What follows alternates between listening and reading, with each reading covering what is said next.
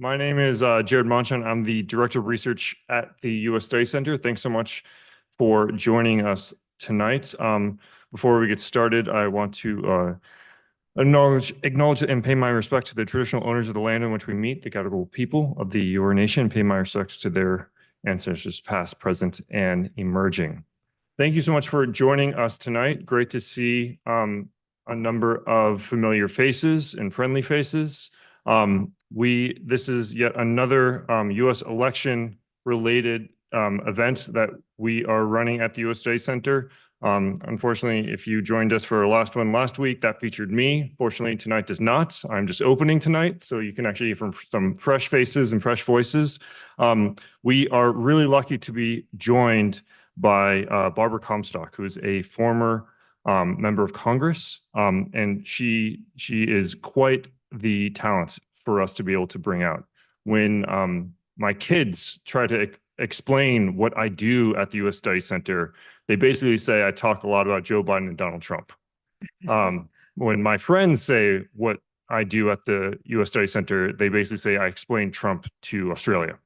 What I would like to do is to, more than anything else, what I say is bring some insights about how DC works, what's going on in DC, why are these things happening, and to look maybe beyond the sort of flashy headlines, but to look at the substance of what actually matters, look beyond the headlines and actually see why are these things happening, what's going on behind the scenes that lead us to this situation. And there's no one who has been more of a DC insider behind the scenes getting things done than Barbara Comstock. She served in Congress in Virginia's 10th Congressional District between 2015 and 2019, and was named as one of the top 10 most effective lawmakers in the 115th Congress by the Center for Effective Lawmaking. And I can tell you she's one of the most effective because she works harder than any lawmaker I've ever come across, given the gauntlet of events that we've put her through over the last few days. You might have seen clips of her online, because she has not followed the path of many Republicans in her political journey to date. And I'll let her speak on that. But I think it's also important to highlight, in addition to her political career, all her accomplishments after leaving office, including her efforts in supporting certain foreign policy initiatives, as well as co-chairing the bipartisan National Council on Election Integrity. I flag that you don't have to suffer through me because we have someone far better than me to talk about these issues with her, and that is Emma Connors, who's a senior editor and writer with the Australian Financial Review. She was previously Southeast Asia correspondent from 2019 until 2023 in Jakarta and Singapore, and she's previously edited Perspective, Review, and op-eds, and has written extensively across the AFR and related titles. And you might actually recognize her name from working with one of our friendly competitors, the Lowy Institute. And so to talk about all of these issues with Barbara, we fortunately got Barbara to be in conversation with Emma. But I have to, last thing before I turn it over to them, I have to flag that none of this would have been possible if it were not for funding from the U.S. State Department's Next Generation Leaders in the Australia-U.S. Alliance Initiative, which is a small grant that the State Department gave the U.S. Study Center to enable Barbara to make the trip out here. So with that, I will turn over to Emma and Barbara for a compelling conversation. And thank you again so much for joining us.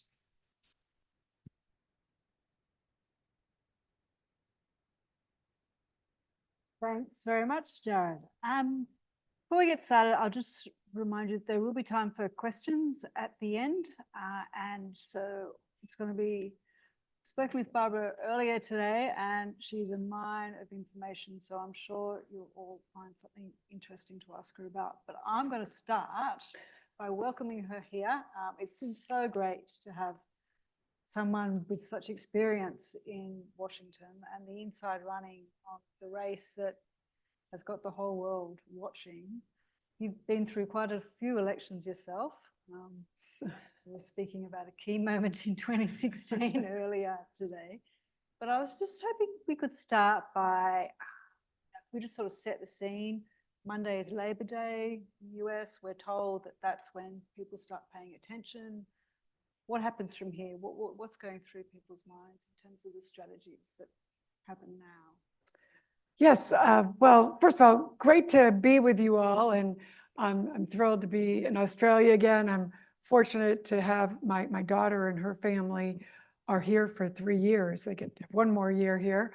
Her husband is working here, so we love the opportunity to be here, and 2 of my grandchildren are here, most importantly, and they both have accents already, so.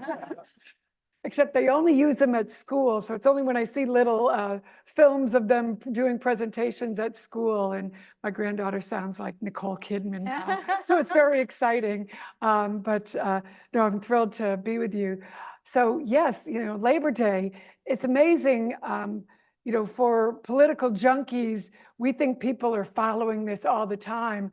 But I was in one of those swing districts. I live right outside of Washington, D.C. in Virginia.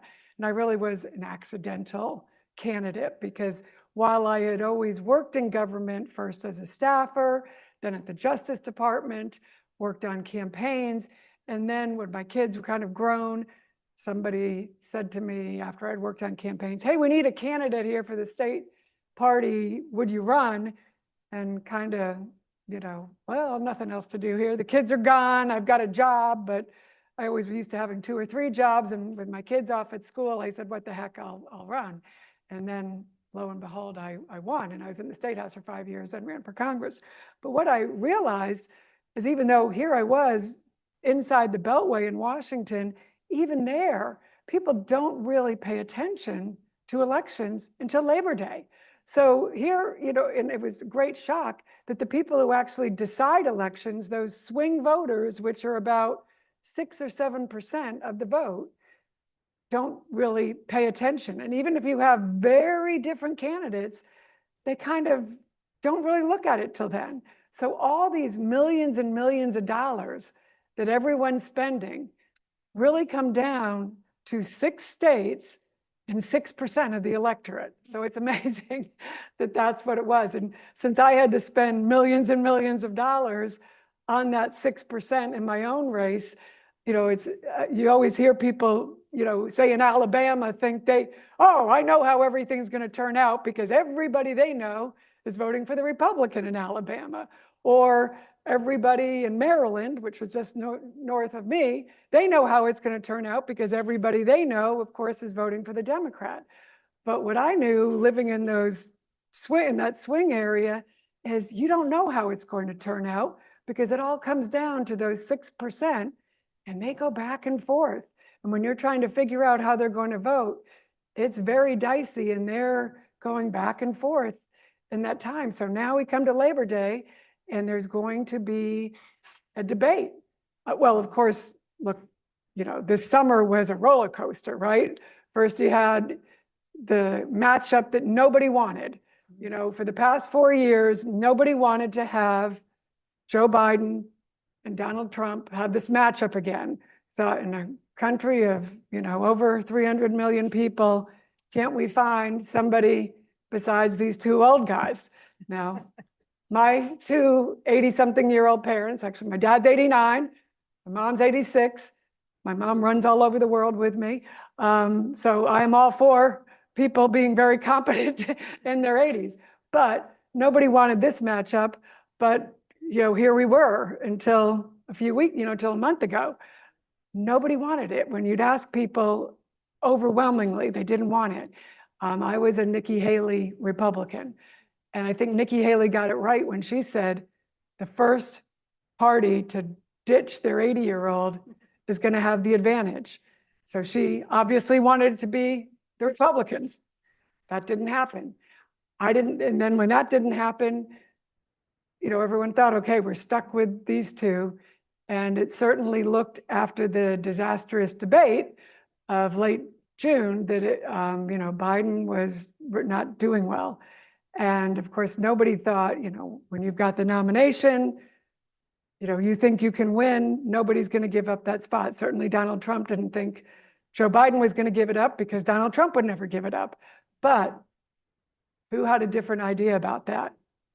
another 80-year-old, Nancy Pelosi, who, if you want to talk about somebody who is really competent, and I'll stand up for this because Nancy Pelosi, if you've ever seen her in action, now I don't have high heels on now, but I think she's 83 or 4. She can walk around on 4-inch heels 4 hours. And now she spent a lot of money to get rid of me. So I'm not saying this as somebody who was always a Nancy Pelosi fan, but Nancy Pelosi is somebody, when she sets her mind to something, she gets it done. And she realized Joe Biden was not going to win. And she also was very worried Joe Biden was going to lose this opportunity that she thought to win the House. So Nancy decided Joe had to go. Now, she's very good friends with Joe. So Joe had just given her the Presidential Medal of Freedom this year. So that's pretty hard to go and kick the guy to the curb. None of the guys would do it. You know, they're like, oh, I don't want to do it. Get Nancy to do it. Well, Nancy did it. And she did it very stealthy. You know, she went in there and said, you got to go. Joe wasn't going to go. You know, you saw he went out there in the statements. I'm not going. I think we can win. My pollsters tell me we can win. Nancy said, what pollsters? Put them on the phone with me. I'm going to talk to them. I don't know what your pollsters are showing me because everyone's telling me, you know, in all these districts we've got to win. You're doing terribly. So she went on TV and said, well, we're going to give, you know, the president's got to decide if he's going to stay on the ticket or not. And people said, well, he's saying he's staying on the ticket. Well, we're going to give him time to decide. It's like, what are you talking about? He said he's staying. Well, we're going to give him time to decide. Well, that's how she did it. And then lo and behold, You said she you sits would down. vote for Nikki Haley. Yes. If the primaries had gone the other way, you would probably be voting for her. Oh, yes. Yes. But I would. instead, you're going to vote For Kamala Harris, yes. So, they flipped the script and, so Joe got out of the way and then Nikki Haley, Kamala Harris gets put in there and nobody thought everyone thought, oh, other people will come in. Well, Joe Biden endorsed her. Everybody got behind. No one ever thought that would happen. And there's just been this flawless, process for a month. And I'll tell you, the mood and it was just night and day. Everyone went from being depressed. They were dragging this old guy around and they were going to lose and they were going to everything was going to go bad. The Republicans had this convention where they just thought they were going to beat up on old Joe and show how macho they were. And he was this weak, poor little guy. And then it just turned around like nothing. And so Democrats have come out of their convention. Republicans didn't get a bounce because of that quick move by Nancy Pelosi. And now, and unfortunately, I think if Donald Trump had it to do over again, probably wouldn't have picked JD Vance because that's not gone well.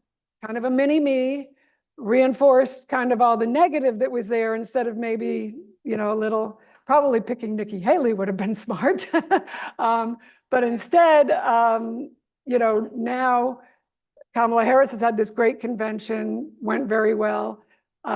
They've now gotten about a 4 or 5 point bounce, but it's still going to be a jump ball. Very close. We'll have the debate on September 10th. People start voting on September 20th.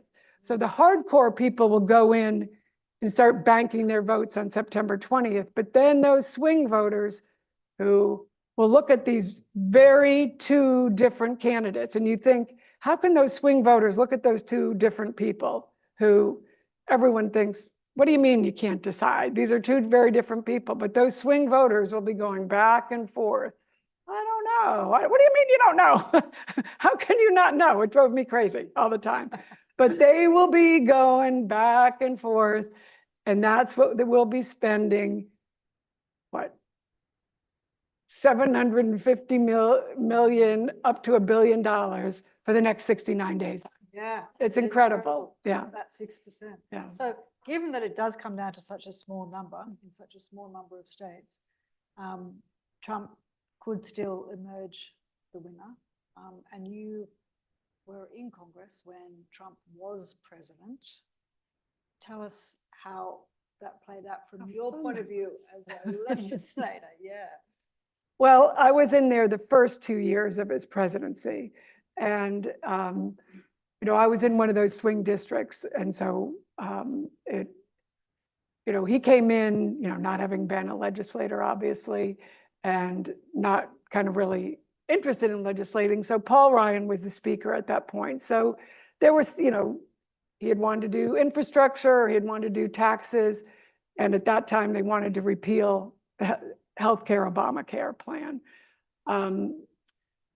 Infrastructure, that kind of, actually they decided to do repealing Obamacare first. Probably not the smartest thing to do, because usually you should do the easiest thing first and then build on success, right? That's always the logical thing to me. Do the easy one, get to first base, the easy one, get to second, then get to third, kind of build up the momentum. But they decided to do the hardest first.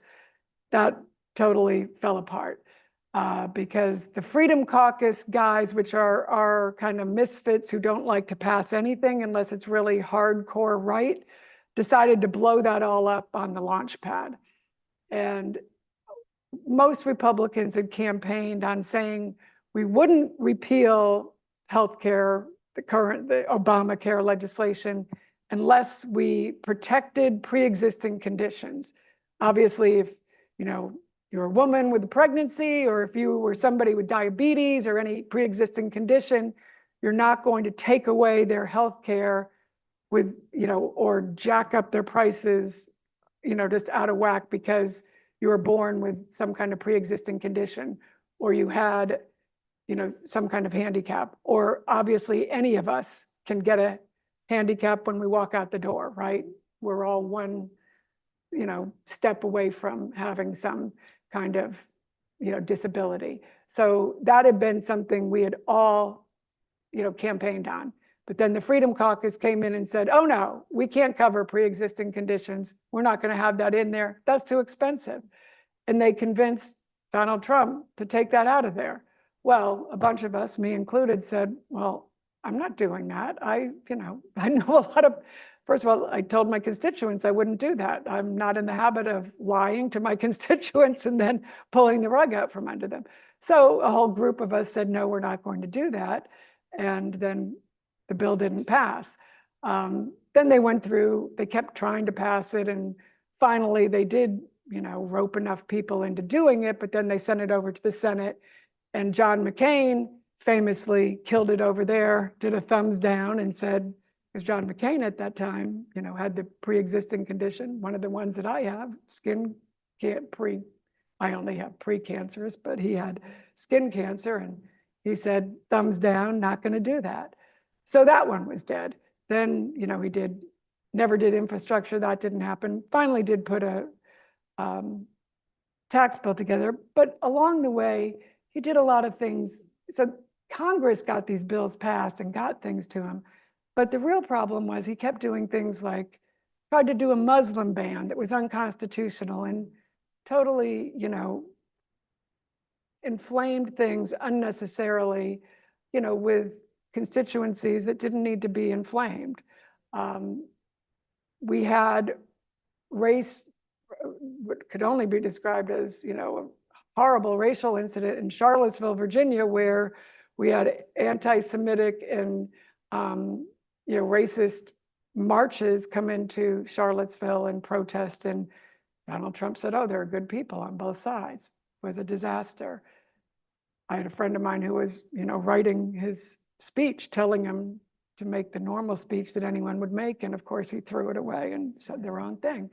So those kind of things were going on all the time, making it, and every day people were going out saying, shouldn't be saying these things, and then he would do the, saying all the nice things about Putin that everyone was saying. No, we don't like Putin. Remember, we're the party that said, tear down this wall. We don't like them.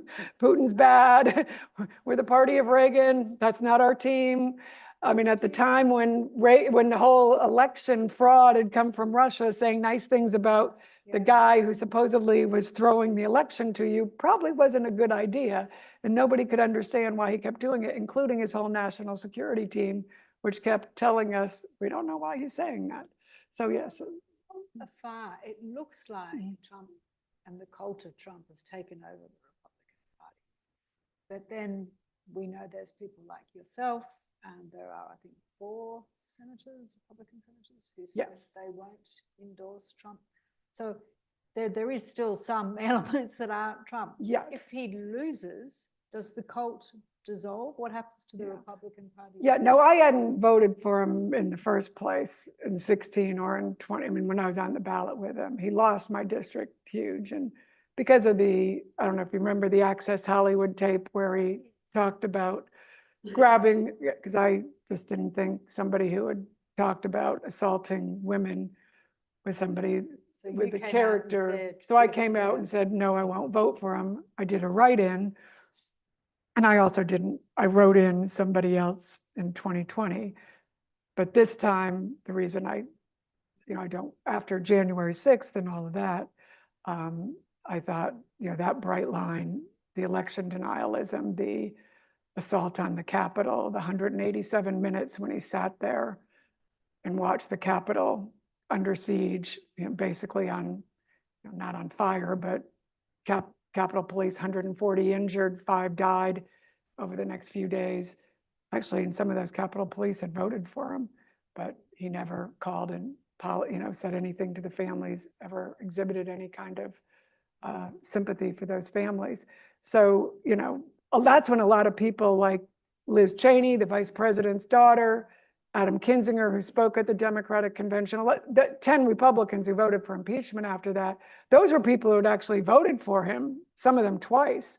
I never voted for him, but some of the Republicans then who broke, away, Mitt Romney and other senators, it was January 6th that then they moved away. And many people thought then, well, oh, he won't come back. And a lot of the Republicans at that point, the reason the Senate didn't vote to convict him, although about 7 or 8 senators did, they said, well, he can't possibly get reelected after that, after January 6th, can't possibly come back. We're not going to vote to convict him because he's a former president now. He can't come back. But it's like, well, you got to get, with this guy, you got to get the garlic out. He keeps coming back, it's so, and, he threatened, I mean, these people who voted for impeachment, he did make a lot of, they ended up with death threats, against them. They had to get protection when he was going after the people in the states where he thought, where he said, no, I won Georgia, that he lost by 11,000 votes. He lost in Arizona by 10,000. He lost in Pennsylvania by 100,000, if it was, or in Michigan, those states where he lost, and he was harassing the Republicans who were there counting the votes. And these were conservative Republicans who had voted for him. They wanted him to win. They all had been in there campaigning for him. They weren't like me who would oppose him. They were hardcore people who were still with him in November of 2020. They said, sorry, like, we can't lie. We can't break the law for you. So he attacked them. And then they had to have police guards come to their homes and protect them. And then, to this day, those who haven't, now many of them, as a result of that, said, well, okay, we'll go count him again. Or they started lying for him or with him, and they kind of went along with it. Some of them have since been prosecuted, been disbarred for going along with this. But those who did stand up against him have, either lost their elections or, still getting the death threats and things like that. So that is what, I mean, it has, as Lieutenant Governor Jeff Duncan from Georgia, he called it a cult when he spoke at the Democratic convention, and he said, we've got to break this, now and turn the page, because this has just become dangerous. And it's bad for the country, but politically, I'd point out, since Trump was elected, first of all, he never won a political majority. He's a minority candidate because he does divide. Never got more than 46% of the popular vote. After 16, it's just been a losing streak. He lost the House, 42 seats, and 41, 42, and 18. Lost the Senate in 20. lost again in 22. You know, we were supposed to be a big wave year. Republicans underperformed by a lot. Then, you know, now Republicans are, from the current numbers, the best prognosticators look at it and say, looks like the House is probably going to be lost. Democrats have raised a lot more money, and Nancy Pelosi, the aforementioned, who gets her way pretty well, looks like the House will go Democrat. Republicans will probably will probably flip to the Republican Senate, but just by 51, possibly 52 at most. And then, yes, the White House is a toss-up, but it is trending towards the non-80-year-old because of that new people just wanted something different. So it is. We spoke a bit earlier about what you think could be really consequential, and that was the Dobbs decision by Yes, the Supreme Court yeah. to overturn Roe versus Wade, which we obviously heard a lot about when it happened in 2022. We've seen Vice President Harris talk a lot about reproductive rights, but you think it's also a bit of a sleeper, and it's sort of also a bit of it's about the character of Trump as well. Yeah, well, because you go back to that misogyny of 16 and a lot of these characters that Trump has endorsed, there's a real streak of, you know, misogyny. Like in 22, Donald Trump endorsed the Senate candidate in Georgia who was very extreme on abortion, no exceptions for rape or incest, yet he had mistresses who that he paid for their abortions. So, you know, a little hypocrisy, right? He lost, right? So, surprise. So that was one of those seats that was, you know, so these very extreme, weird characters. And you've seen this, the Harris-Walz campaign has now talked about the weird factor, but it's weird and it's creepy, right? So it's kind of weird creeper thing. But the Dobbs decision, since that came in right before the 22 elections. And so since the 22 elections, that has had quite an impact on the elections too. And since the abortion decision, you know, repealing, you know, I mean, you have legal abortion here. Now in the United States, it's been, you know, that has been repealed. And in many states, like in Texas and Florida, they banned abortion. Like in Texas, it's been pretty much banned even for like cases of rape and incest in many states, in like Kentucky. So you had like a Democrat governor in Kentucky get reelected because there was a young woman who did an ad who was like 6. She said, I was raped by my stepfather. And fortunately, you know, but this was before the decision was overturned. I was able to get an abortion. But now, if someone like me, if this happens, I'd have to have my father's child, and I wouldn't be able, you know, I wouldn't be able to leave a state. This is what my state's law says now. Somebody like me would be forced to bear it was a stepfather. Very impactful ad. The whole race turned on that. And that Democratic governor in a very red Republican state, he was reelected. So since that abortion decision, there hasn't been a Democrat incumbent who has lost a statewide election. And every referendum, because the law does allow states now to have referendums on whether they want abortion legal in their state or not. They have to go get a bunch of signatures and then put it on the ballot and then vote on it. And every state so far that's been able to put it on the ballot and vote for it has legalized abortion. So even in very conservative Republican states, they have voted to legalize abortion. But in states like Texas and a lot of these other states, they still haven't been able to get a referendum yet. But this year, there's going to be 10 states, including Florida, where Trump lives now. And guess what? Trump won't say how he's going to vote on it. He keeps saying, well, I overturned Roe versus Wade, which everyone wanted that. And now it's going back to the states, which everyone wanted. And they say, well, how are you going to vote?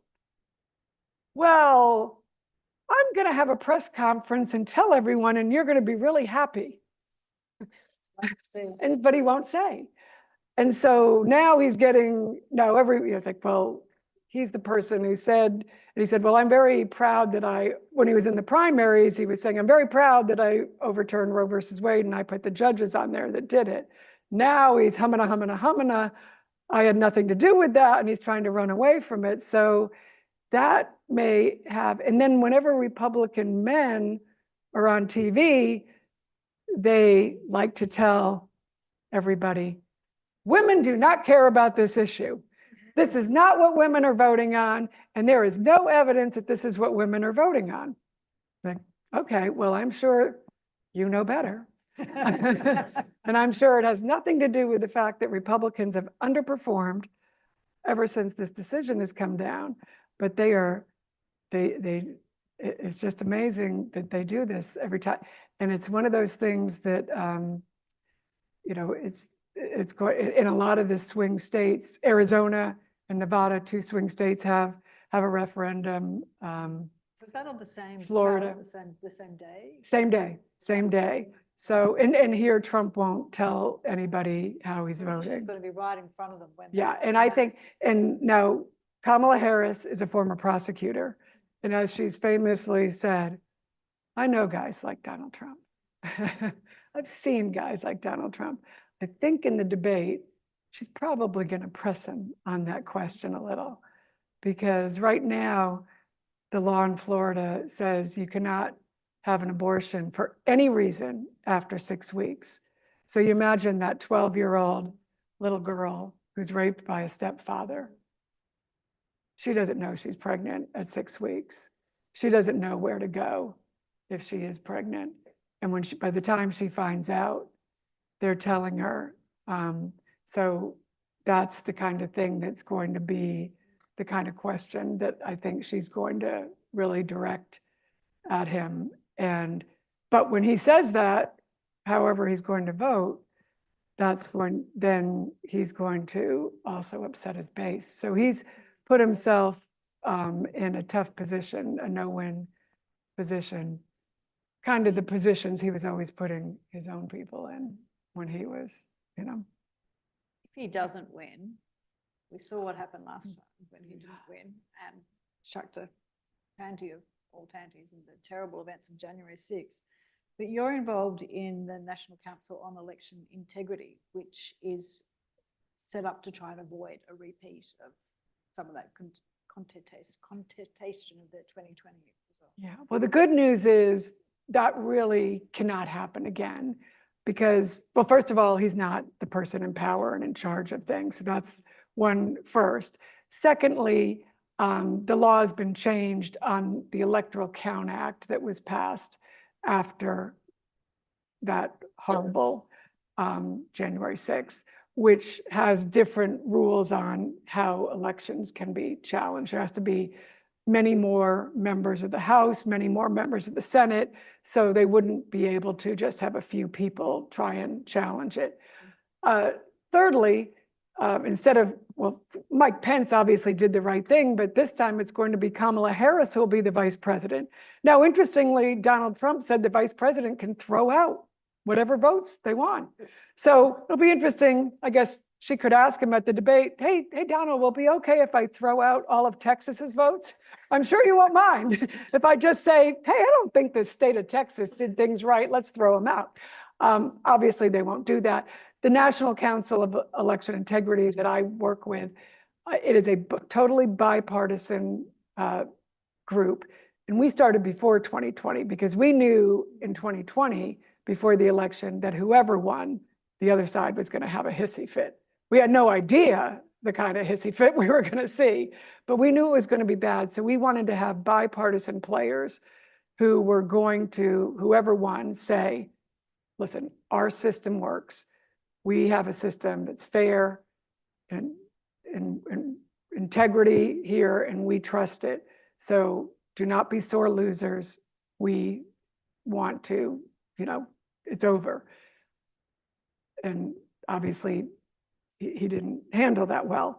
So this time we're going to do the same thing. And even though people like me were on it, obviously we've already staked out who we want to win, but we're going to be there saying, listen, if Donald Trump wins, he wins. And that's, now you can still do some legal challenges in court if things aren't right, but when it's over, it's over.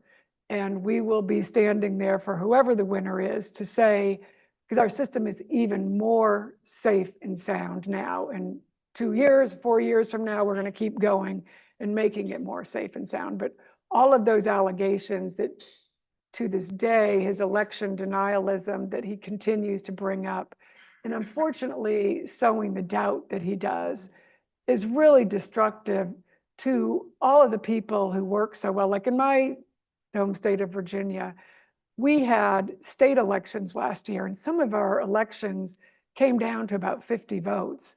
And when it was over, our Democratic officials and our Republican officials, our Republican governor, everyone came together and said, fair election, shake hands, it's over. Everyone was really good about it. And our governor, who had been trying to win back the state house, but lost, Democrats got it, he was a perfect gentleman about it. So when Donald Trump's not on the ballot, things go perfectly fine. So it really is just him. There's been a few other of his acolytes who are sore losers too, but for the most part, it goes fine, except when he's on the ballot. But also, you won't have the kind of, scene that you had on January 6th, because 1,000 people were arrested as a result of that. And they've gone to jail. Now, Donald Trump wants to pardon them if he becomes president. He said he would pardon them. He calls them hostages and patriots. When you think of who really the hostages, the Hamas hostages, or people who Putin puts in jail and tortures and things he does that, it's really sickening to think of the people who beat Capitol Police being called hostages when they are criminals who beat up cops. But that kind of thing won't happen because people have seen that they went to jail. So now when Trump goes to courthouses and people say, hey, come and protest, they don't. Because people, I remember 2 years ago, or a year ago, when he was first prosecuted, a lot of Democrats said, oh, we shouldn't prosecute him, we shouldn't indict him, because the whole world will, the country will blow up. We can't indict him, we can't do that. Well, countries all over the world have indicted and sent their leaders to jail when they're criminals. And everything is, the systems have survived, democracies have survived. So the good news is he's gone through 2 trials already. He's been found guilty on 2 of them. He's a felon. He's been found guilty of sexual assault. And people showed up to protest, not that many. And they were, for the most part, they kept it together because they knew if they didn't, they would be arrested. So a lot of them didn't come because they knew they would be arrested. So I don't think you'll see things like that. And if he wins, we will be there saying, we may not like it, but he won. And that's who we have to go through. And then we will also, democracy will survive because we put more bills in place. We put a bill to make sure he can't unilaterally get out of NATO. We have a bill that he still has to, you have to defend Taiwan. We have our alliances that, the Senate has, now there's still going to be a lot of guardrails that won't be there that were there before that are very troubling, which is the kind of people that he would put in. Yeah. But, there are systems in place, and not as many as, which is why I don't think he should be in there, but there'll still be a lot. You work for the Department of Justice, and one of the elements of Project 2025 that we've heard a lot is to make departments like that partisan, to replace the public servants in them with Hacks. yeah. Do you think that could come to pass? Like, is it a possibility? Or, I think you spoke about the attitude of the civil servants in Richmond. Yeah, well, in Virginia, where I live, they've actually put 13 offices in Virginia, and they think that Trump can win in Virginia. I said, well, there's a lot of federal employees in Virginia one of his things he wants to do is fire them a lot. Well, usually people don't vote to get themselves fired. Doesn't make a lot of sense. He's also said about the military, aside from calling our wounded or our dead heroes, suckers and losers, according to his chief of staff, who I do happen to believe, because he's a good man, I know him, and in my opinion, I do think he's a truthful man. He said, well, I think a lot of our military, they're woke and we got to get rid of a lot of them and we could replace them with NASCAR drivers. Well, I think when you talk about the military that way and demean the military, probably a lot of military aren't going to vote for you. In fact, in 2020, a lot of military, I think he had fewer military voting for him because of that kind of disrespect that he showed the military in those stories that came out. And in fact, today, a 4-star general who worked under President George W. Bush came out and pointed out, felons aren't allowed in the military. He wouldn't even be able to get in the military. People guilty of sexual assault can't get into the military, can't go work in a donut shop, for that matter. You're a danger to a lot of people. So now you can get elected. That's how our systems work. It's kind of, you think it makes for a hostile workplace when somebody's guilty of sexual assault can be elected and then be there voting next to you. It's weird the way the system works, but that's our system. So. Do you get the sense, I watched some of the DNC last week, and in Barack Obama's speech, he said, the whole world is watching. Do you get that sense that we're all on the edge of our Tell me, you're all watching, right? Yeah.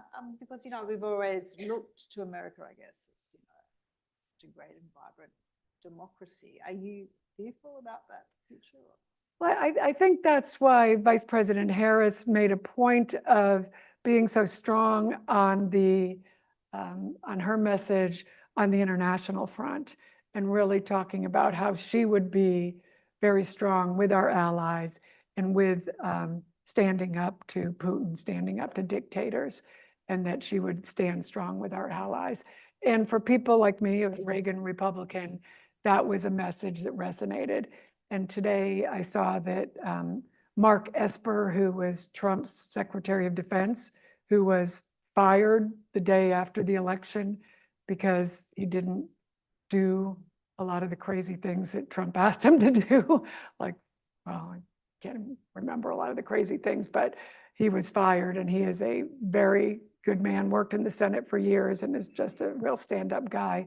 But he said he really responded positively to Vice President Harris's message of bringing the country together and a message of unity, that she was trying to give that message of she wanted to bring the country together. And I think that is a message that people are dying to hear, even if you don't agree on all the issues, but it's somebody who wants to bring us together. And that's how I felt. I'd like to I can vote for somebody who I disagree with on issues, who I think is a good and decent person, rather than a felon who's only out for themselves and whose character I'm not going to be able to trust. So I think there were 200 people who worked for Bush and Bush and Cheney and Romney and McCain, who came out in favor of the vice president. And obviously there's people who disagree probably on tax policy or other things, but we all do point out, I'm supporting some Republican senators, and I do think there'll be a check and balance there. Divided government kind of cools things off there. So you have that. And I do think she's already made some indications that, she wants to work with some of the more moderate senators too, within the Democratic Party as well as Republicans. So, she had, not that he is a Democrat, but Leon Panetta, who was somebody who was a CIA director and a defense secretary, had real strong support from Republicans when he was in, I guess, the Obama and the Clinton administrations. And so to have somebody like that speak on her behalf, I think was also well received. And she said she's going to support the immigration bill that was negotiated by conservative Republicans that Trump asked Republicans to kill because he didn't want it to help the Democrats, didn't want to help Biden. But she has said, I mean, let me tell you, that's a stricter bill than I voted on when I was there, and that was negotiated by Republicans back in 18 or 17. So if she says she's going to sign that bill, that's a big concession.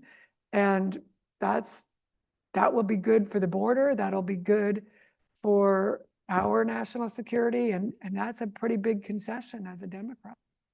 Sounds like there is appetite from both Democrats and some parts of the Republican Party to do more working across the aisle. Is it like, let's have some kumbaya? Yeah, yeah. But in the way of that kumbaya, we've got the Freedom Caucus, which I think sort of morphed out from the Tea Party. Like we've sort of had years now of these very obstructionist, small government at all costs, which means don't do anything in Congress, it seems. Do you see hope that you might move past that I think that's, I always found that's what people, most of the bills we worked on were things that, I know the bills I worked on usually got, 300 votes or more, because when we were working on like the opioid drug crisis, I don't know if you have that here, but we had a horrible drug crisis, and every bill we worked on there, that wasn't a Democrat or Republican problem. Every family had that problem. So everyone came together on that. Education issues usually, people came together.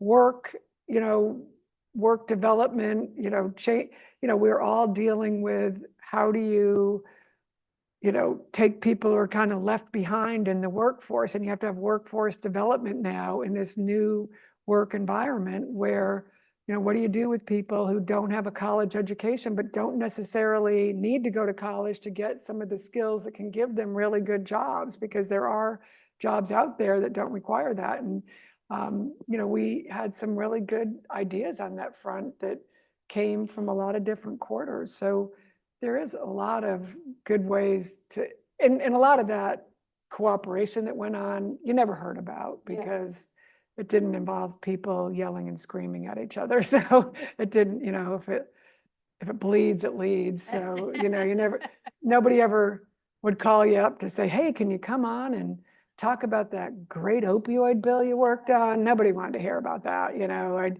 have actually when I'd have town halls on opioids, all the families that had opioid problems would fill a room bigger than this, because families would come because everybody had an opioid problem, but the press would never come. And I'd call them and say, you really need to come, because there's so many people who need to hear what we're doing about the problem and what we're doing about Narcan and what the places that their kids can go, and that parents need to know about that the opioid problem is everywhere. Please come, I begged them to come. And then they'd come, and what would they ask me? Even if they came, I'd be like, are you gonna vote for Donald Trump in the next election? And I'd be like, could you please focus on this drug problem, And no, they didn't want to, so, yeah. But is that an example of, it feels like the cult of Trump has sort of sucked out all the oxygen out. Are you hopeful that there will be a post-Trump time? Yeah, no, so that you can get back to like really dealing with the crises that people want you to deal with. And, and those are, like some of the things that the vice president, like the child tax credit was one of the things she had on her list. Well, yeah, people want to be able to keep some more money if they have kids. And she had a great idea. I was like, gosh, I wish I thought of that one. That for the first year, when you have a baby, give you a bigger child credit. It's like, yeah, that's a good idea. Why didn't I think of that? So, and some more housing, some housing assistance and things. Now, some of them were like, okay, I don't think I like that one, but, hey, you're going to, there's going to be, mixing it up but, let's have the discussion. And you think there's there's many people like you in Congress now who would like to go back to that. Yeah, and actually most of them, most of the bills I did, I'd usually have, Democrats and Republicans on the Yeah. bill. I mean, I did, like I said, I did, actually, the year that I had the most miserable year of government, I was 5 years in the State House, then 4 in Congress. And those 2 years with Trump were brutal. But I passed the most bills I ever did, and I got and then they named me the most effective one of the 10 most effective legislators, and I got that award after I had lost. And people were like, "Oh, gee, that's too bad." Well, first of all, in an election, it never mattered. Now I'm out doing consulting. I said, actually, it's worth more when you're out and you're consulting. But I said, hey, you were trying, and one of the bills I passed was, which actually just expired, and I did it with John McCain. It was his last bill, and probably my last bill was getting grants for firefighters, all these very creative, new ways for firefighters to do, better equipment for firefighters. It was all this interesting technology, and it was really fun doing it. And because it was John McCain's last bill, we were really able to get it through.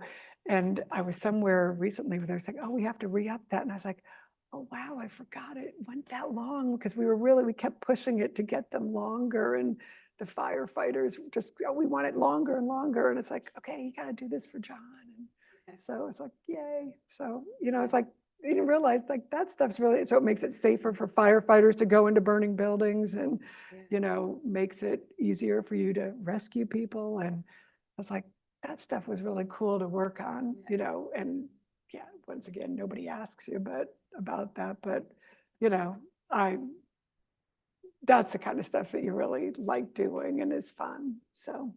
Do you think you might look back and at the Trump era, which not just Trump, but also 2016 was also the year of the Brexit vote, for example, and it sort of gave rise to this whole idea of grievance politics, that, people were just angry at the establishment who they thought didn't represent their interests. So, the small town in America that had lost its factory, and they thought that no one was paying any attention. Do you think there is some merit in that, people are now paying attention to some of those issues that were perhaps overlooked?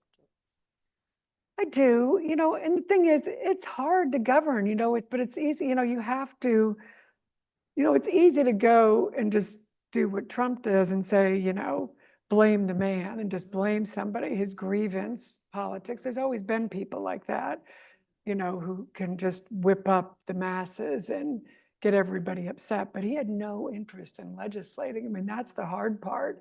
Who wants to sit around and figure out, there's nothing sexy about legislating and sitting there and hammering out a bill.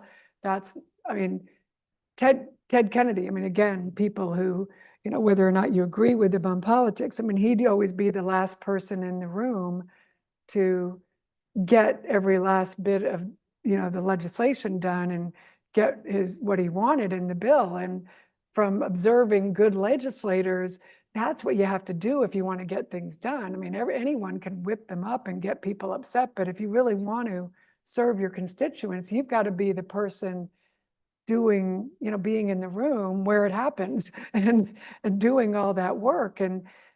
But it's hard to explain that to people, it's, that doesn't come out in a speech really very well. That's not a 30-second soundbite. Yeah. And so that's harder to do. And so that's the challenge. But, it's, but it's not just in our country, it's all around, because like you said, it was Brexit, it's Le Pen in France. It happens everywhere where people just feel you're not listening to me. Yeah. But I think, one of the things that I did when I ran is I went out and knocked on everyone's door and I talked to them. I said, tell me what you said, and you have the town halls and you come and it's like, tell me, so that, that does go a long way too, but you can't do that like on a presidential level. That's a lot harder to do. So, and then when something sweeps like a Trump and they get mad at him, then it's just, you can't beat that back. Yeah. We've heard, and I think we've heard it a few times in previous elections that this is the most important of them. It always is. That's yeah. right, that's right. But do you think since, and this will be my last question before opening up to the floor, you spoke at the beginning about, you know, how no one wanted the race between Biden and Trump, and now the race has flipped. Do you think there will be better turnout? Like, yeah, it was quite pretty good in 2020. Oh, yeah. Well, one thing Trump does is he does turn out voters, both for and against him. Yeah. So he, and because of Biden getting off the ticket and Kamala Harris getting on, there has been a huge upsurge in young people and African-American turnout in women. JD Vance, attacking, have you heard about his, attacking childless cat ladies, menopausal grandmas. Today, another thing came out that he's criticizing childless teachers shouldn't be in the classroom because they, what do they know about kids?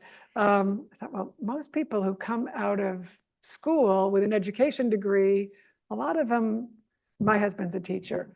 And when he graduated from college, we got married right out of college, but we didn't have kids yet. So he didn't have kids.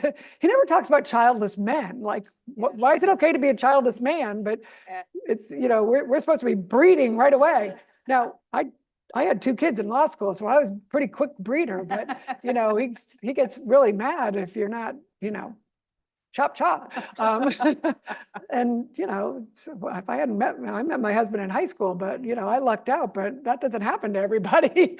But he's really very judgmental about people who aren't getting out there real fast. And he has just really turned off a lot of people, but those people are volunteering and lining up and wearing cat ears and ready to go out there. So there has just been an upsurge. They went from like 40% kind of interested to 85% interested. And I think she's now consolidated like 95% of the vote on the Democratic side, and Trump is not there. She's winning the independents and now getting some of these Republicans taking a second look. The Nikki Haley voters, you had Nikki Haley voters, who were voting for Nikki Haley long after she dropped out. And there were huge numbers of Nikki Haley voters in all these swing states like Pennsylvania, Michigan. So those were people who were protest voters. And I know people have asked me, like, well, have you heard from Nikki Haley since she spoke at the convention, since she said she's supporting Trump? Nah. She's over here. She was over in Taiwan. She's speaking there. Like, she was a perfunctory thing. Nobody's calling me and saying, you got to get on board for Trump. Trump famously said, if you're for Nikki Haley, you are permanently barred from MAGA. Got it, dude. I'm not coming back. Don't worry. In the words of Taylor Swift, we are never, ever, ever getting back together. And there's another one that's still, Beyonce's endorsed. Boy, and MAGA is so worried that Taylor Swift might endorse. They are freaking out. And these guys are so weird. Weird. It really is weird. They go after Taylor Swift. Yeah. And it's like, really? Do you think that's a smart thing to do? People like Taylor Swift. And so they start attacking her because she endorsed Biden last time. So, but they think, it would be really stupid of her to endorse. And then, and so they start attacking her like she should just shut up and sing. It's like, do you really think you should start attacking the most popular, singer star out there? And by the way, her boyfriend and his brother have the most popular football podcast, and they're Democrats. They're not going to be supporting you. So, but keep attacking them by all means. So they don't. And the other thing is the Obama campaign team, which is probably the most formidable team. I worked for Romney, and I would not want to be up against the Obama campaign team. They are really good. And they've come on board now for Kamala Harris. And so that's a frightening team. And the Trump campaign team is really, one thing that Trump has done over the past 8 years is pretty much run out any competent campaign people. Because to work for Trump, the only requirement is that you are loyal and that you suck up. So competency is not a requirement.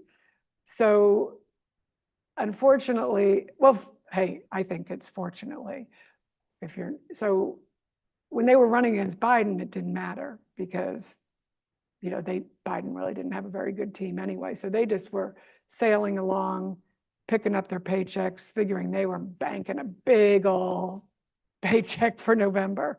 And they were just loving it. This was the best deal they ever gotten.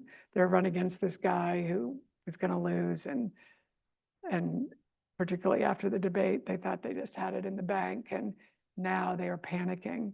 And nobody is really, because they've just sort of not hired anyone, there's really nobody good out there that's been cultivated over these past 8 years because they've kind of killed, and like telling Nikki Haley, you're permanently barred, and anybody who worked for other candidates, we hate you, so nobody wants to go to work for them. And they really don't have a farm team out there. So real asymmetrical, talent pool here. So now, that being said, there's still going to be like a lot of racism, a lot of sexism at work here. So she's still got to overperform. She needs to have the best team and have more money, because that's how, when I was in those swing districts and running as a woman, I always knew I had to outwork, I had to outdo everything, and then I'll come in, maybe I'll be able to do it. Yeah. It's a long road ahead. So we'll open up to questions now. If you could just wait for the mic to come to. And just identify yourself first. If there it is, yeah. Yeah, my name's Simon Smith. Thanks very much. Really great to hear about you doing practical problem solving in Congress. If you think about, you talked about a Reagan Republican as your lineage. You think about where the Republicans have ended up now. It's hard for me to understand from here what they really stand for. Can you talk about what you think the essence of the party is now, what it really stands for, and how that compares with what it might be if it were better? Well, in Congress, there's, I should say there's a lot of good individual members who are in there doing things like, they worked on Ukraine, got that Ukraine, and foreign aid package through, but they have to kind of do everything, work around this mega mess that they've got because of Trump and things. So they're very good members who are there, but they have to kind of keep their head down and work around it. And a lot of them stay there and have to endorse Trump in order not to lose their seat, because if they left, a worse MAGA person would be there, like a Marjorie Taylor Greene, if you've seen her, who just a performance artist who does no legislation, just, is terrible, just goes out and does all the election denial crazy things and does all the latest conspiracy theories. So there's a lot of good legislators, and these are the kind of people, like if Donald Trump disappeared tomorrow, 9 out of 10 of these guys would not be in the search party. They would not be looking for him. It would be like the Wizard of Oz. Ding, oh, thank you, Dorothy. Ding dong, the witch is dead. It would really be great. So, a lot of good things are going on in some of the states. We've got some good governors, but again, they've got to kind of keep their head down and do their thing and not really say anything. We've got 4 sitting senators who have publicly said they're not voting for Trump. One of them, Romney, is leaving. The other 3 are still there. So that's why when you talk about, even if Trump won, some of the crazy people would not get confirmed in confirmable cabinet positions. He would still be able to bring in crazy people in the White House, which is frightening. And still, that would be pretty dangerous because there wouldn't be the guardrails that there were before. Because before, when he was going to run again, you could at least say, dude, you can't do that. You won't get reelected. Now he's going to be looking to, what am I going to do? Hey, can I get one of those $2 billion deals that Jared got? Who can I, what can I do to get that? But no, so there are a lot, I don't mean to disparage all of these, because it's hard. You're trying to be in there and do some good things for the country, for your constituents, but you're from a really red area and you've got to work around this. So that's what a lot of them do. But, that's why, I say to some of my old colleagues or even in the State House, I said, hey, I can do things you can't do. I can say things you can't say, and I'm going to do that. And, thank me later. I mean, and they probably say, oh, but I still don't want Kamala Harris. She's a socialist. I don't want to have that. I said, yeah. Complain later. You'll be thankful when she's there, and you don't have to worry about him. It'll be a lot easier. Yeah, in the front. Yeah, so I thought I'd ask a question just from, I guess, like a foreign policy perspective. As we are Australians, it's obviously not our election, and we sort of, I guess, wonder how much it's going to impact us.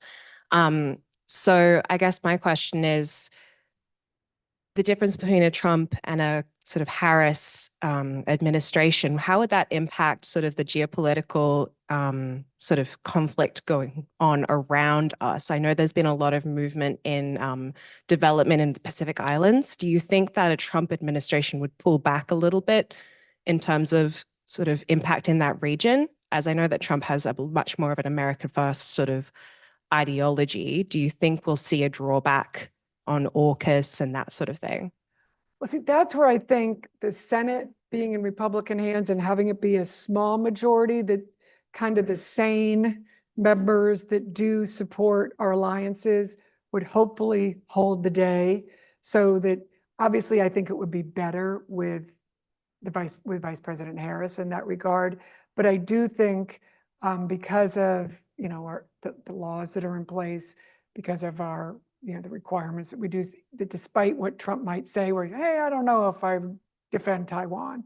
Well, you have to, and I think we have a bipartisan agreement with the senators that you saw where they were much stronger on Ukraine and getting that bill passed and really pushed it. So regardless of who's in the majority in the Senate, probably the Republicans, you'd still have that. Now, if Trump is pushing some of those Trumpier senators not to do that, what happens then? I still think you're going to have those guys. I certainly hope. And, and if you see some of the people who are around Trump right now, who are trying to say, no, he'll be good on those things, like Robert O'Brien, who was in the previous administration, who actually worked on the Romney campaign. He's trying to argue that no, Trump would be good on those things. I certainly hope that that would be the case. And I think there would be effort by like Mike McCall, who is a congressman from Texas, and he was just here recently. He is a wonderful member. He is in a very red district. I am so thankful he is still there because he does all the right things on all of these issues. And he is just one of those members that you're just grateful that he puts up with all the stuff he has to put up with, because he's the kind of member who fights this fight all the time. So I think, and the good thing on these kind of issues is those guys really do dig in, and a lot of the members who don't maybe dig in and care about this stuff as much, you can just because the guys who do work so hard on it, they can kind of pull it along, and they really punch above their weight. And I think, and then a lot of us on the outside really try and help. I mean, the former members group, I'm the president of the former members group, we really worked a lot on the Ukraine issue, and we try and help where we can on that. Certainly, we would continue to do that no matter who's president. So, hope springs eternal, no matter who is on that. And it's important. I mean, it would be, and, having, building up our military is going to be important. And obviously deterrence is more, is obviously less costly than letting things slide. So that's the argument for all that support. I guess we've seen Vice President Harris. I mean, she's met with many world leaders. She's been around this region quite a lot in the last 4 years. So certainly she has interest in. Oh, yeah. No, I think obviously, I think it's so much better on that, which is why, and that's why I think, and that's why I thought her speech was much more in the Reagan-esque Are you tradition. surprised by how much I mean, it was quite robust on foreign policy. Yeah, no, I thought that was very smart and it was very encouraging. And I think that's why Republicans have responded Right. so positively on that. So do you think there's not too many differences between your Republican Party and the Democrats in foreign Well, policy? like on things like, I would like on Ukraine, I'd like to see right now more aggressive, obviously. And I think a lot of but we have been very supportive of President Biden's action on this and appalled by the things that Trump has said on that front. And I loved that she really stuck it to Trump Yeah. on his In that speech. Putin, Yeah. do whatever the hell you want, statement. And Vance is equally as terrible, saying, I don't care what happens in Ukraine, which is appalling. He has a huge Ukrainian population in Ohio and ran on that. So it's really sad. Yeah.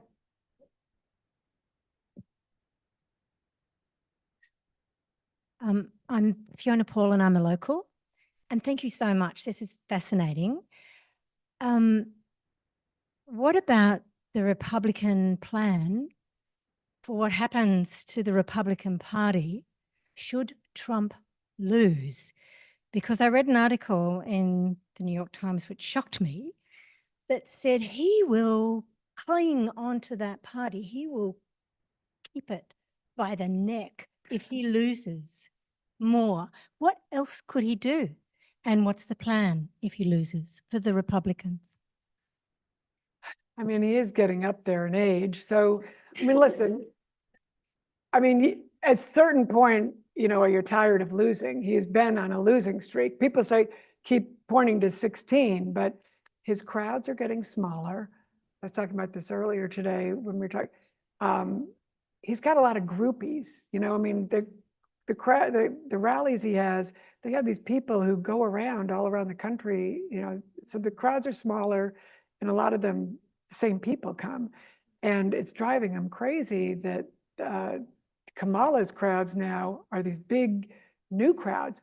Her donors, I mean, she's raised $540 million in a month, unheard of, most of any candidate ever. And a huge percent of it is first-time donors. I'm one. First time I've ever donated to a Democrat in my adult life, ever. And I did it like just spontaneously when they played that freedom song and it was like, I'm free. I'm free. And it was, my husband's like, wow, did you donate to Kamala Harris? I'm like, what is this? And I said, yeah, I did. And then I did it again. And I can keep doing it till I hit $3,300. Haven't done that yet. But it's just like everyone's been let out of a battered women's shelter, and it really is like, that's what Trump is. I mean, that's what it's like for the Republicans. It really is. So I don't think they're going to want to, a lot of them are going to want to keep losing. I mean, that's why but it may depend on how badly they lose. And do they get tired of losing? After 22, there was a moment after 22 where people were like, oh boy, yeah, we were supposed to have that wave. What happened to that wave? We were supposed to win 40 seats and we got 5 or whatever, boy, that kind of stinks. We're supposed to win the Senate back. And for the second time, we didn't win it back. It's like, yeah, that kind of stinks. Do you think it has anything to do with all these losers that Trump endorsed? I mean, because 22 was a really bad year economically. So usually people vote their pocketbook. So with the economy really bad, people still voted for I don't know if you saw, John Fetterman in Pennsylvania was a guy who had a stroke and was kind of, barely could talk. And everyone was like, he's brain damaged, he can't talk. And he's, and they were all making fun of him, of course. And then he was running against Dr. Oz, who was, a TV flim-flam guy that Trump had endorsed. And people voted for John Fetterman.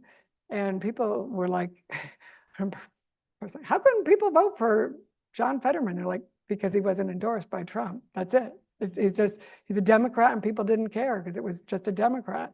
And people were shocked. Now, it's turned out John Fetterman has been great on Israel and great on a lot of issues. And at the end of the day, he's just a vote in the Democrat column. I mean, he's not running the world. He's just a vote in the Senate.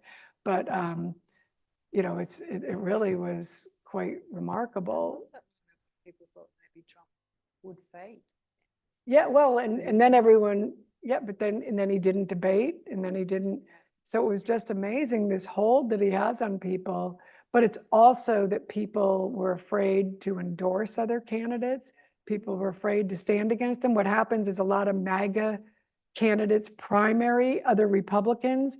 So that made them afraid to endorse other Republicans. So when Nikki Haley started having her moment and coming on kind of strong, nobody endorsed her because they were afraid if they endorsed her, then Trump would go in and endorse their primary opponents. So they all stayed quiet, so they didn't get a challenger themselves. So it's just this, he's a thug. He's like a mafioso, and that's kind of how and his campaign manager, that's how, he would he would threaten people publicly. You come after us, we're coming after you, and that's how they talk. They literally do that. And that's like if you're with Nikki, you're permanently banned. Great. And this is what they do. And they run people out, and you'll never work in this town again if you do this. And it's like, okay, well, do you think that works? And then, John Kelly, he's a loser, and so you attack all these people and you think, well, okay, like John Kelly has friends. John Kelly was, a general in the military with a lot of guys under him. So what happens when you attack someone like that, who is a beloved general, who all these people worked with him? Do you think maybe all these guys who know him say, who am I going to vote for? The guy who attacked my guy, my commander, who I loved, and who maybe he saved me? Like John Kelly had a son who died in I think it was in Afghanistan. And then, Trump calls these guys suckers and losers. And then now, just today or yesterday, he's calling John Kelly a loser and a liar and attacking him. And the funny, Trump's telling us he's so great and, oh, hire me again. But then he tells you everyone who he had working for him was a loser. I was like, well, obviously, you're really bad at hiring people because everyone who worked for you was a loser. Why would we hire you again when you're a loser? You've had 4 bankruptcies. And oh, by the way, has anyone seen Trump media? Look at the past month. It's just going way down. And so you can't run a website. That's a website, Trump Social. It's a website. You can't run that. It's lost millions of dollars for his investors, although he's going to make money. He'll cash out and make money. So you can't hire anyone. You went through all those chiefs of staff, all of them who are losers. Your last one's got 3 indictments going on. It's like, gee, how did this happen that everyone you hired is a loser, but you're awesome? And then he's the one thing he's totally freaked out over in this debate is because he always attacks everyone's looks, right? That's, because he's an Adonis. He's saying, if you could just see what's under these clothes, if you could see my body, and it's like, and so, if you're a woman in politics, it's like your hair, what you're wearing. Now he's come up against, Kamala Harris is objectively a really beautiful woman. And he is, and she looks great. And this is killing him. And somebody wrote, she's really beautiful. Somebody wrote, oh, she's really beautiful. And he's freaking out. And he said, somebody wrote that she's really beautiful. He goes, I think I'm better looking than she is. And it's like, really, dude? And so now because he's all about TV and reality show. And now he realizes, the Kennedy and Nixon debates, who won there? Jack Kennedy looked awesome. Nixon, the sweaty guy. Well, who's going to be the old sweaty guy here? Orange, sweating down. that swirly thing on his head. It's awful. Votes coming up. And, you know, he can't do much with that. And so, and she is going to look great. And there's nothing he can do with that because he's always, and he hasn't been able to come up with a nickname for her that sticks because none of it's working. And he's just really flummoxed. And they're just making fun of him. One of the things, I mean, unlike JD Vance, I've never called him Hitler. That was JD Vance, not me. JD Vance said, I'm a never Trump guy, never liked him. He's like Hitler, but I didn't say that. And then RFK called him, what did RFK call him? Junior called him a sociopath. So I didn't say that, RFK Junior. But so all these people who work from, all the people who he said are losers and he had to fire, they've all said those things about him. I just have been consistent.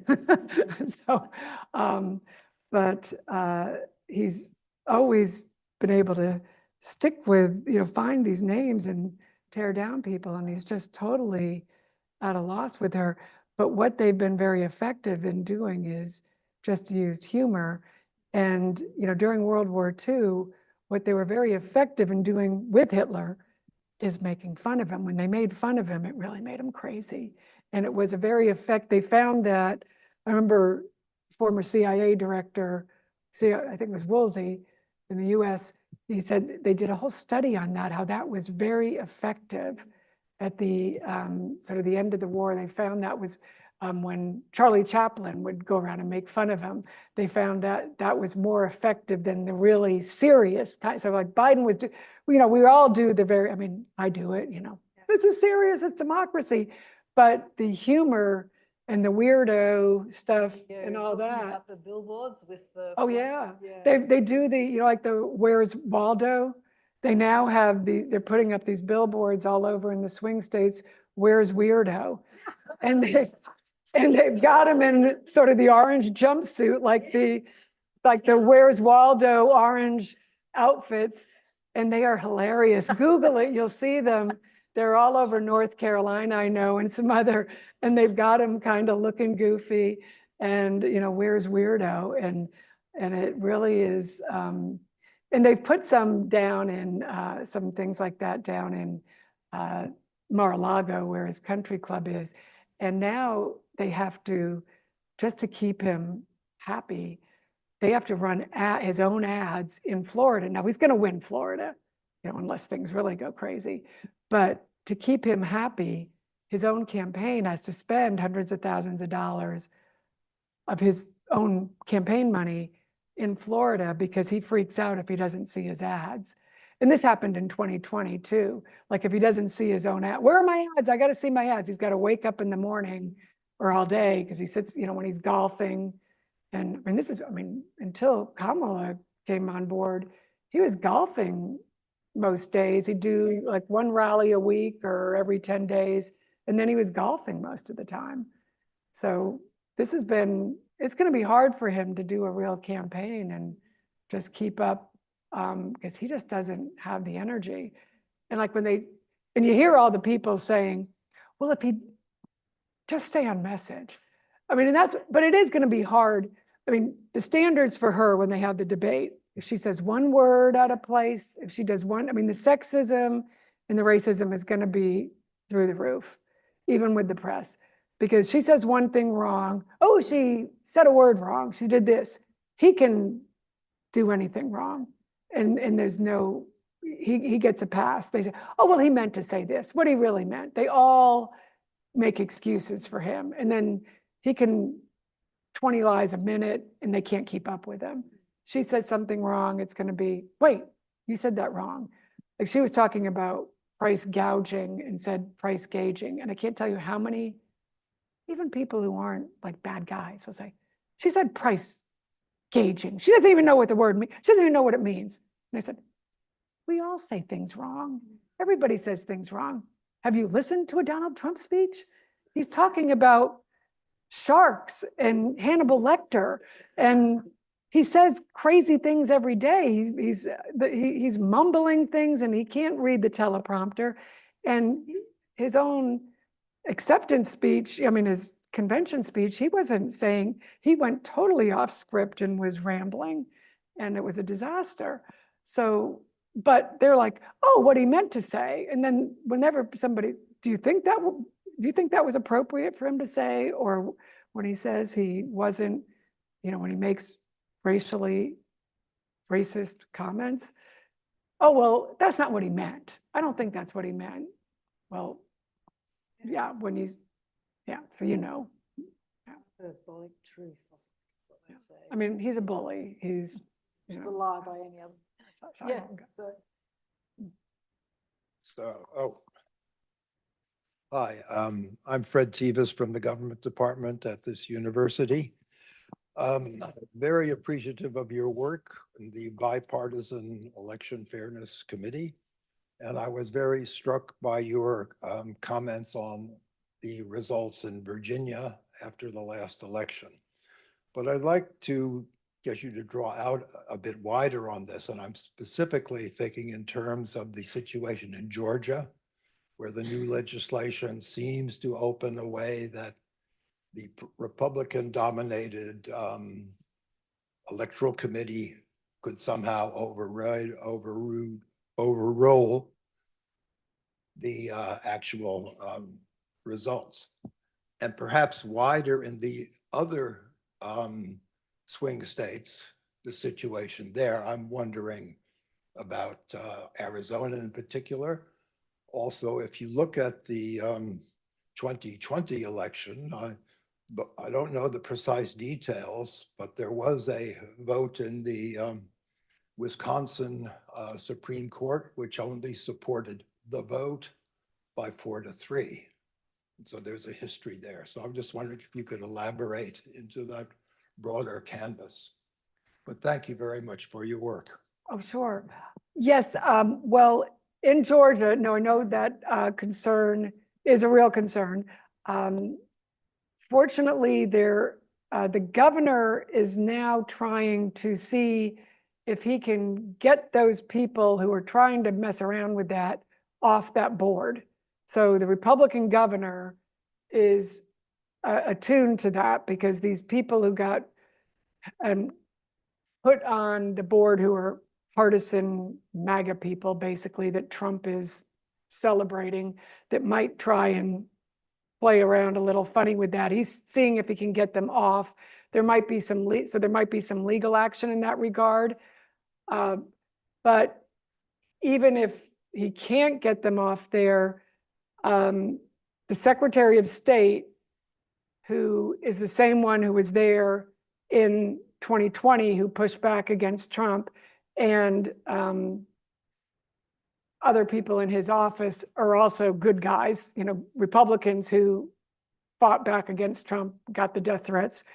They have said they feel they can, whatever funny business these guys are trying to do, that they're going to be able to deal with it. I'm not quite up on all the details, but I do know the governor, and some people have already sued on this, and the governor is trying to just get it,